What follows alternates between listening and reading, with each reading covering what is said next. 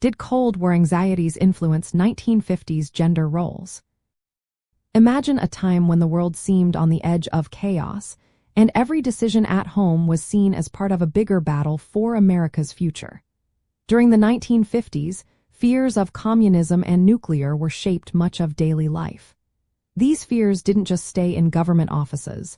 They seeped into the very fabric of family life and the roles people played.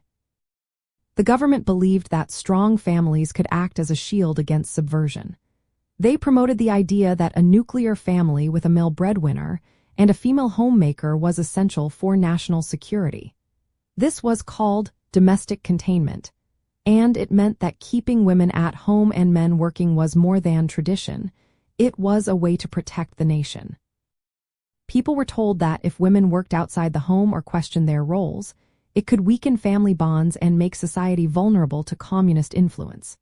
Mass media played a big part in this message. Popular shows like Leave It to Beaver and Father Knows Best showed ideal families where women found fulfillment in homemaking and raising children, while men provided financial stability. These shows made the traditional family seem like the safest, most patriotic choice.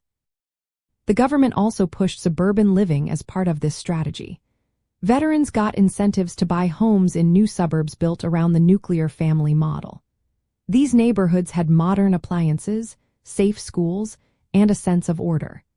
The idea was that a well-structured family in a safe home was a symbol of American strength during a tense Cold War era. Entertainment reflected these ideas too. When Lucille Ball's character in I Love Lucy tried to work or pursue interests outside her home, the shows often ended with her returning to domestic life. It was funny, but it also showed that stepping outside traditional roles was seen as a problem.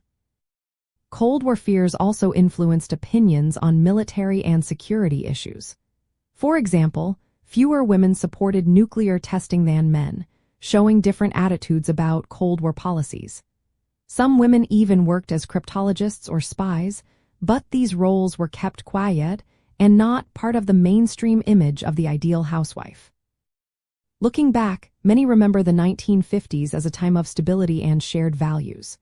The image of the suburban home, with its modern appliances and happy family, is still iconic. But behind that picture, many women felt trapped or anxious, and not everyone could participate in this ideal. African American women, for instance, were often excluded from the suburban dream, highlighting that Cold War ideas about family weren't universal. In the end, the fears of the Cold War helped shape what it meant to be a man or a woman in the 1950s. It made society believe that a specific family structure was essential for national security and happiness. This influence still echoes today, showing how global tensions can reach into the smallest parts of everyday life.